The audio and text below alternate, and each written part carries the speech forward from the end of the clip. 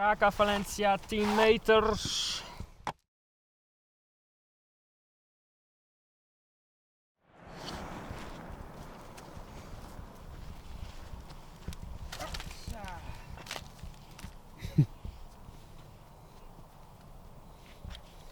Deze ga ik ook nog even met de telefoon filmen.